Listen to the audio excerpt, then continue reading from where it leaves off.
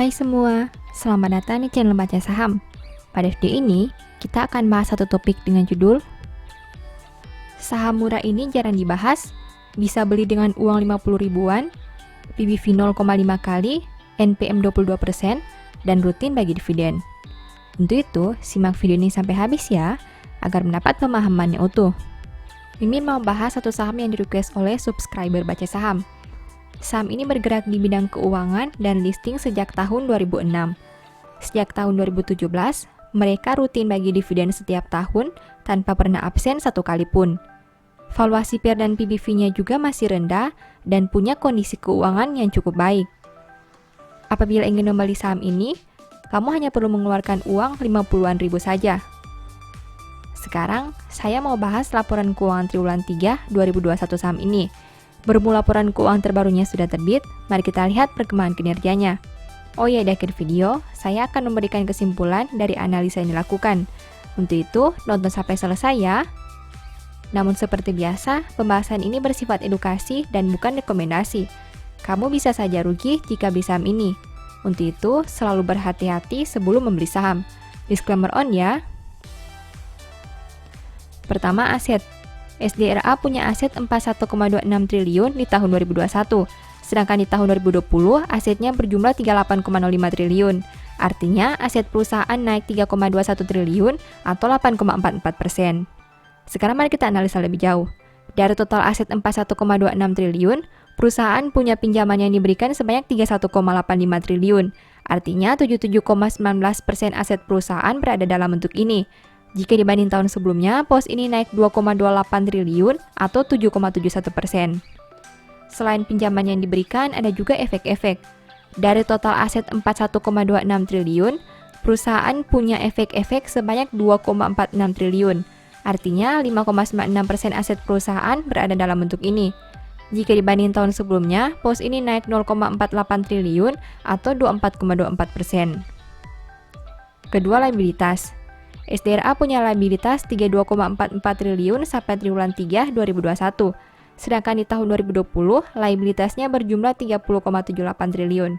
Artinya, hutang perusahaan naik 1,66 triliun atau 5,39% dalam satu tahun ini. Nah, dari total liabilitas 32,44 triliun, perusahaan punya simpanan nasabah sebanyak 22,7 triliun. Artinya, 69,98% hutang perusahaan berada dalam bentuk ini. Jika dibanding tahun sebelumnya, pos ini naik 4,21 triliun atau 22,77%. Selain simpanan nasabah, ada juga pinjaman yang diterima. Dari total aset 32,44 triliun, perusahaan punya pinjaman yang diterima sebanyak 8,44 triliun. Artinya 26,02% total hutang perusahaan berada dalam bentuk ini. Jika dibanding tahun sebelumnya, pos ini turun 2,41 triliun atau 22,21%. Ketiga, ekuitas. SDRA punya ekuitas 8,81 triliun sampai triwulan 3 2021. Jika dibanding tahun sebelumnya dengan angka 7,27 triliun, berarti ekuitas perusahaan naik 1,54 triliun atau 21,18%. Dari total ekuitas 8,81 triliun, perusahaan punya saldo laba yang belum digunakan sebanyak 3,91 triliun. Artinya, 44,38% ekuitas perusahaan berada dalam bentuk ini. Jika dibanding tahun sebelumnya, pos ini naik 0,38 triliun atau 10,76%. Keempat, pendapatan. SDRA punya pendapatan 1,83 triliun sampai triwulan 3 2021. Sedangkan di tahun 2020, pendapatannya berjumlah 1,8 triliun. Berarti pendapatan perusahaan naik 0,03 triliun atau 1,67% dalam satu tahun terakhir. Kelima, biaya pokok pendapatan. SDRA punya biaya pokok penjualan sebanyak 0,73 triliun, sedangkan di tahun 2020 biayanya berjumlah 0,9 triliun. Berarti biaya pokok pendapatan turun 0,17 triliun atau 18,89% dalam satu tahun terakhir. Keenam, laba. SDRA mampu menghasilkan laba sebanyak 0,44 triliun. Jika dibanding tahun sebelumnya di angka 0,41 triliun, berarti laba perusahaan naik 0,03 triliun atau 7,32% dalam satu tahun terakhir. Ketujuh, rasio keuangan. SDRA punya ROE 6,73% dengan NPM 22,31%. Sedangkan untuk sisi resiko, saham ini punya DER 368%. rasio keuangan SDRA terlihat baik untuk aspek NPM, sedangkan dari sisi ROE tidak terlalu tinggi. Hal itu mungkin karena kenaikan laba yang tidak signifikan di periode ini. Kedelapan, valuasi. Saham ini punya PER 7,47 kali dan PBV 0,50 kali. Valuasi saham ini masih tergolong rendah baik dari PER maupun PBV. Dengan angka PER 7 kali dan PBV 0,5 kali, saham SDRA mungkin bisa masuk kriteria saham dengan valuasi yang rendah.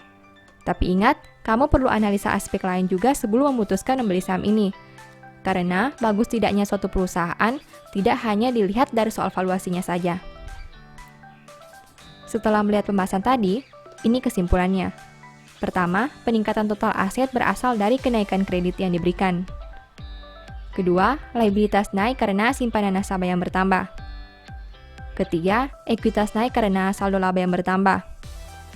Keempat, laba naik karena pendapatan yang bertambah dan beban bunga yang berkurang. Kelima, rasio NPM terlihat memuaskan tapi tidak dengan ROE-nya. Keenam, valuasi saham ini masih tergolong rendah dan bisa dipertimbangkan. Demikian analisa singkat saham SDRA berdasarkan laporan keuangan triwulan 3 2021.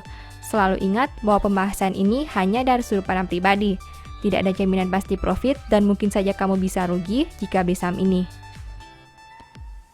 Demikian informasi pada video ini, semoga bisa memberi manfaat kepada kamu semua ya. Oh iya, saya mau menyampaikan bahwa sekarang Baca Saham punya 3 e-book tentang saham yang mungkin saja bisa berguna bagi kamu, yaitu Strategi Nabung Saham, Analysis Report, dan The Stock Market. Berikut perbedaan antara 3 e-book tersebut.